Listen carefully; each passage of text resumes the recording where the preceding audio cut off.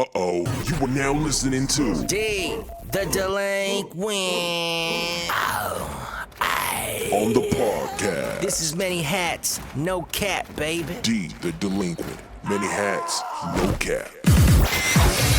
Welcome to Many Hats, No Cap with Delinquent. Yo, today's my birthday.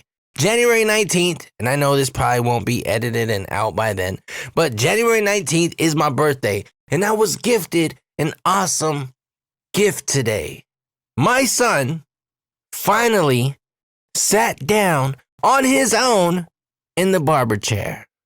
Oh man, I can't tell you how blessed and relieved I feel right now. Now, it only took us 3 years to get to this point, but I'll take it. I am happy. I know a lot of you out there without kids, you won't understand this. You won't understand how accomplished and proud I feel right now. Now, a lot of you with kids, you know how I feel. But also, I know there's a lot of you with kids who fucking judge and forget that all kids are different, and you're like, what? 3 years old? My son been sitting by himself since 1, since 2, yada, yada, yada. Fuck you. You want a dog treat? You want a dog biscuit? Motherfucker. But no, all kids are different. And it took our son 3 years to get to where we're at today. Now, I did have to bribe him, but that's all good. It's okay. I told him, son, listen, if you sit on your own in the barber chair with the cape, because for some reason, whenever the barbers would whip out the cape, he would freak out. So I had to tell him, if you sit on your own with the cape at the barbershop, you will get 2 lollipops. Not 1, but 2 lollipops. And he said, bet. He didn't say bet, but he said, okay. And I had to go to the barbershop prepared today. I snuck I took 2 lollipops, handed them to the barber on the down low, and I told him what's going on. Hey, man, he's going to sit by himself today. And the barber was like, oh, bro, are you sure, man? Because my son was wild, man. My son is crazy. But nah, he did it. And right when the barber said, okay, buddy, we're done, first thing out my son's mouth was, where's my 2 lollipops? It's all good, man. Shout out to all you barbers and hairstylists and nail techs and even you MUAs, by the way. Because that's an art form. Just providing a service that makes people look and feel better, that is a crazy gig to have. I couldn't do it. Now, I used to do fades back in the day when I was in high school. $5 in my mom's front porch. You know, we had this little awning overhang. I used to cut people's hair back there or in the front yard and charge people $5 for little fades and quick little head shaves. But that was nothing. Those were easy cuts back then. Nowadays, what barbers and hairstylists and nail techs and MUAs, what they are doing, that is insane. That is a true art form. And I can't believe that there's a discussion and debate nowadays about how much they be asking for their services, for their art, for their work. Oh, I ain't paying no $100 a fade. I ain't paying no $80 a haircut. I ain't giving no $75 to this, blah, blah, blah. Man, that's just crazy to me. Listen, I shave my head. I take a razor to it, I shave my head. And to be honest, it's because I want to save money. I got tired of sitting in the barber chair for an hour and a half, waiting for a fade, and then having to pay $60, $70, $75, $80 for that. I got tired of that. I'll be honest with y'all. But that doesn't mean I never respected what they do. Hell no. Because I understand that shit is hard work. And now I'm back going to the barbershop because I can't take a razor to my son's head. He's too young for that. She would kill me. Her mom would kill me. My mom would kill me. My dad, yeah, you get it. I can't do that. So I'm back at the barbershop. And they normally charge $20 to $30 for his cut. But nah, I give them $50 to $80 each and every single time. Because I want them to know two things. One, I appreciate them. And two, treat my son good. That's all I care about. See, when he was 1, I made the mistake of taking him to one of those big corporate style chopping places. You know, I won't say their name. I won't put their company on blast, but they're normally found in busy shopping centers all around the nation. We used to take him there, and it was crazy. I used to have to sit him on my lap and damn near put him in a chokehold so the lady could cut his hair. They would always do good work, decent work, but they were super rough with him. They didn't really give a damn about him, and it's all about, volume. They want to get the next person, because those corporate haircutting places, they let people schedule their haircuts online, on apps. They take walk-ins. They're just busy. And a lot of people like to go to these places because they're not charging what barbershops are charging. Anyway, one time, I think it was the second time actually, when we took our son to this haircutting place. This Asian woman, super nice lady, she was super fast, awesome. But towards the end of his cut, I remember holding him on my lap. He put his head on my chest, and my chest felt wet. I thought it was sweat and tears for a moment. But then my wife looked at me, and she gave me this look like, surprised at what she was seeing on my chest. And when I looked down, it was blood. This lady nicked my son's ear crazy. To this very day, he's missing a chunk of his ear. What did that lady do? She finished the cut. She didn't give a damn. She got us a paper towel and she said, just hold pressure on it, it'll stop bleeding. That'll be $10. So we had to stop going there. Now, Tucson's small. I know a lot of people here. I know a lot of barbers. And they're all great at what they do. And they're all great people. The first barber that I tried going to, she's a female. She braids, she does fades, she does amazing work, and she's great with kids. She's great with her customers.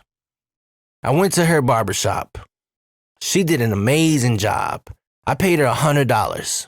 It only took her about 20 minutes to cut his hair. Great cut. But the problem was, while we were there, my son was fussing and screaming and going crazy in the chair. The other barbers that were working turned up the music. They tried super hard to flood the noise out. And I get it, I respect that. But those dudes don't understand kids. They didn't know that when you try to turn up the volume and flood kids out, they're only going to try to compete with that noise and get louder because they want to be heard. They want the world to know they are uncomfortable. They don't want to be here. They want someone to help them, save them. So I had to stop going to that location. Then we went to another homie of mine, awesome dude, super cool. He did an amazing job. I paid him $100. And right when we were about to leave, fucking ATF and DEA kicked in the doors and raided the place. Now they're shut down, and I haven't heard from him ever since. Such a damn shame. Anyway, we tried third barber homie. That place was awesome, bro. But the thing was, they was smoking in there. Mad dope, mad weed. They let people vape in there. They let people hit bongs, yada, yada, yada. I just can't have my son around that type of environment. You feel me? I mean, if they had like a nice ventilation system, yeah, maybe whatever. But nah, this place was just hot boxed the fuck out. So I had to stop going there. So now it's time for a cut again, right? He's about 2 years old and maybe a couple months. I'm driving around the city. Just fuck it. I'm going to try my luck. I'm going to try my chances. And I'm just going to find a new spot. And damn, I did. They're called Empire. They're on 12th Avenue near Irvington and Valencia area. They're right in between. This place is the spot. I don't know nobody there. Now I do. But we didn't know anybody there. We were strangers. We were just walking in off the street. every single barber there is just awesome. They treat everybody the same, no matter who you are, and they're great with kids. And they also understood kids. They understood my kid. So for the longest time, I had to sit my kid on my lap while he's getting his hair cut. I'd have to hold him still, damn near put him in a chokehold so the barber can do what he do. And they understood, they got it. And they was just patient with my son and me. And remember I told you about the cape. Whenever they would try to put the cape on us, it just wouldn't work. So I would always have all this hair on me. He'd have all this hair on him. I would just throw his clothes away and try to save mine, but it was just a messy, messy experience. But it was always a positive experience with the barbers. And I always paid them $80, $75, whatever. Well, now, it looks like I ain't got to do all that. It looks like my son is now being a big boy. And he's sitting on his own. And damn, I feel good. That's a great birthday gift. And, I did say earlier, shout out to all the barbers and hairstylists and nail techs and MUAs and hell, even you fucking waxers. And if you provide a service to other people to help them make them feel better and look better, shout out to you. That is an art form. It requires so much talent, patience, expertise, yada, yada, yada. Shout out to all y'all. Damn, that's just crazy work, man. And to be honest with y'all, I gotta be real. Even though my son sat on his own, he still wanted me close by. Because I remember I was walking back to my seat. He's like, Dad, don't go. So I had to sit down in this middle little stool that they have there. And that was cool with me. Like, he's still sitting on his own. Baby steps. So I sat there, and while I sat there on that stool, something hit me. It really did. I've always heard from parents and my just homies that have kids. Everybody always says this. They grow fast, take a lot of pictures, enjoy every moment. They grow fast. And today, sitting in that stool, watching my son sitting on his own in that barber chair, it really did hit me. Like, damn. Yeah, it took 3 years to get to this point. But it's just been 3 years. He's already sitting on his own. Pretty soon, there's gonna be a time where he don't want me to go with him to the barbershop. There's going to be a time where he's just going to go get his haircut done how he wants to get it done, where he wants to get it done, how he wants to get it, yada, yada, yada. And I know I'm going to miss those times where he sat on my lap and I had to hold him while he got his cut. Because a lot of those times, not even a lot of those times, all of those times, it took so long and there was always a point where he would finally relax, put his head on my chest or in my arms, either fall asleep or just chill, knowing that he's safe with me. I know I'm gonna miss that. I'm gonna miss that for real. Anyway, I had a homie named Feezy. A lot of people here in Tucson, they knew Feezy. Great dude. Awesome cat. When he got out the joint, he started his own little barbershop out his house first, and then he ended up getting a couple buildings, a couple barbershops, and did really well for himself. And he helped a whole lot of other barbers come up as well in Tucson. But I'd like to share this story because Feezy passed away a couple years ago. It felt real sudden. It was after the whole COVID thing and just sucked. His passing was a hard one. But Feezy, he taught me a couple things. One, barbers are connected. If you are not connected out there, listen to me. If you are out there and you just don't got friends, you don't know how to network, You don't know anything about nothing. You don't know anybody on the streets or nothing. Just go to a barbershop and just become cool with the barber. That right there is going to plug you in because barbers know everybody. And if they don't know someone in particular, I guarantee you they know somebody that knows somebody that knows somebody about it. Trick Daddy. If you know, you know. But yeah, barbers are plugged in. Barbers know everything. They're like mailmen, you know what I'm saying? They just know everything. But anyway, Feezy taught me that. Feezy taught me that barbers are connected. Barbers got their ears to the streets and they ain't even tried to. You know what I'm saying? It's like the words of the streets just come to them on their chairs. That's just how it is in the barber game, I guess. But anyway, so when I was heavily doing music with DCR and ENT, Giz wanted me to meet Feezy. Giz and Feezy, they met in prison and they just became super close. And eventually, me and Feezy became super cool. He was a cool cat. But I was doing music heavily and I was going to shoot a visual for one of my songs. And I wanted Feezy to cut my hair in the visual. So I hit up Feezy. Yo, bro, I want to do a scene, a shot in your barbershop, you know, getting chopped up and me performing to the camera. He's like, all right, cool, but come here first the night before. Let me really chop you up. And that way, when you're doing your shoot, I ain't really got to worry about getting it right and everything. We'll just be acting and pretending and shit. That's, excuse me, Modelos. Anyway, I was like, yeah, that's a good idea. That's smart. All right. So I went there the night before and he's just asking me questions like, yo, where's your video shoot at? I go, what you talking about? Here? And then he goes, no, I know you're going to do a shot here. I know you're going to do some scenes here, but the majority of your shooting, where's it going to be at?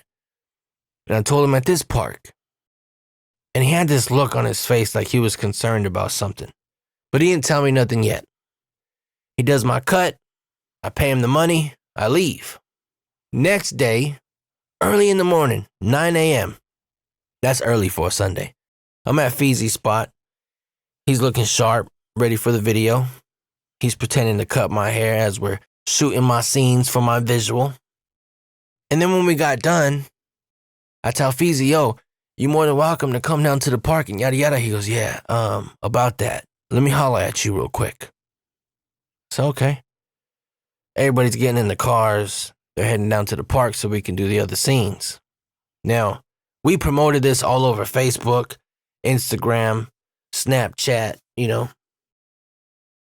So there was going to be a lot of people that were going to be at the park for those scenes. So anyway, Feezy tells me to go to the back to talk to him. He needs to talk to me about something. We go to the back, and Feezy says, are you going to be strapped up? I said, yeah, man, I'm always strapped up. He's like, all right, cool. What about your other homies? They going to be good? They going to be strapped up? I go, yeah, bro, what's going on? I just caught word. This is Feezy talking. I just caught word that so-and-so and so-and-so are going to go to your shoot and try to fuck it up. They're going to try to fight y'all. They're going to try to shoot it up. I don't know what they're going to try to do, but they're going to be there. I'm just letting you know. All right, man. Thanks for letting me know. And he says, yeah, and one of them drives a red Monte Carlo, and the other one drives a silver Impala. All right, cool, man. Thanks for the heads up. I go down to the park. I'm on high alert because Feezy ain't never told me nothing like this before. And I know it's real. So we're doing our thing where everyone's shooting our scenes. The directors, you know, telling us all what to do. And an hour passed. Everything's going cool. Gives throw some meat on the grill. We're now chilling, eating, doing our thing. Then I notice 4 trucks pull in this little parking lot near our setup. These 4 trucks pulled in, look super weird. They're creeping slow, driving some circles. And then they just parked, but nobody got out these trucks. Giz says, yo, you see that? I said, yeah. And then Giz says, well, he asked, is that them? I said, nah. Feezy said, it's a red Monte Carlo and a silver Impala. All right, cool. So we're just doing our thing. The director says, all right, we're done eating. Let's finish up these scenes. So we're shooting, finishing up the scenes. And as we're shooting these scenes, I see a red Monte Carlo come in. Then I see a silver Impala come in right behind it. We stop shooting. We're all just amped up, looking. And then, as they're skirting down, coming down fast down this little hill towards us, all the trucks, vroom, vroom, vroom, they all fire up, spin out, and they cut these dudes off. And we're like, what the fuck's going on? The red Monte Carlo was forced to turn around, turn off. It was crazy. The gray Impala, like, hitting the curb. They're just going nuts. And they get back on Mission Road, and they're just flying down the street, and all these trucks are just chasing them. Like, it was weird. So we decide to end the shoot. We're just going to use what we have. He's going to edit what he has. Like, we didn't want to put people's lives in danger. There was kids there. There was baby mamas there. Shit, my mom was even there. So we wrap it up. We go home. That night, about 10 o'clock, I get a text from Feezy. Yo, hit me up. I said, all right. Call him. What's up, man? And he says, yo, everything good? I said, yeah, everything's good, bro. And then I start telling him what happened. And then he goes, yeah, that was me and the homies in the trucks. What? He goes, yeah, bro. I said, dude, what'd you guys do to them dudes? Nothing, man. I'm cool with everybody. I just didn't want them to start no shit with y'all, because y'all my peoples too. I was like, wait a minute. So these dudes that want to bring beef to me and my people, you're cool with them too? He says, well, not anymore, but I was. I'm sorry, bro. I'm a little confused. And Feezy said, look, bro, colors don't matter to me. Hoods don't matter to me. All that matters to me is green and the homies. And you guys been good to me. So I'm going to be good to y'all. I was like, damn, Feezy, that's cool, man. Thank you. I said, so what happened? Where'd you guys chase him off to? Chase him down to the QT, bro. They pulled over. I was trying to holler at them. Just let them know, hey, man, these are my peoples. Y'all can't fuck with them. Yada, yada, yada. Shit got a little weird, and I'll just say this. We ain't cool with them no more. I said, all right, I respect that. And that was it. Point blank period. That was done. Over with. We never talked about that again. And Feezy was real about that. Real big on loyalty. And real big with his word. He always emphasized to everybody, your word is all you got. I don't know if it's a prison thing or if it's just a specific individual thing. I don't know. But he stood by that. He was firm on that. I appreciated that. I missed that.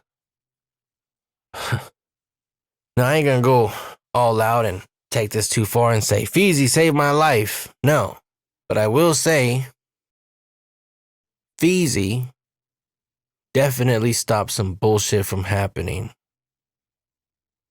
to some good people that I have on my side. And I appreciate that. And it's not just because he was a homie, he was a barber, any of that. He's just a good dude. A loyal, trustworthy, good dude. I know for a fact Tucson's gonna miss him. New Mexico's gonna miss him. And I know his family's gonna miss him. Rest in peace, Feezy. Much love, man.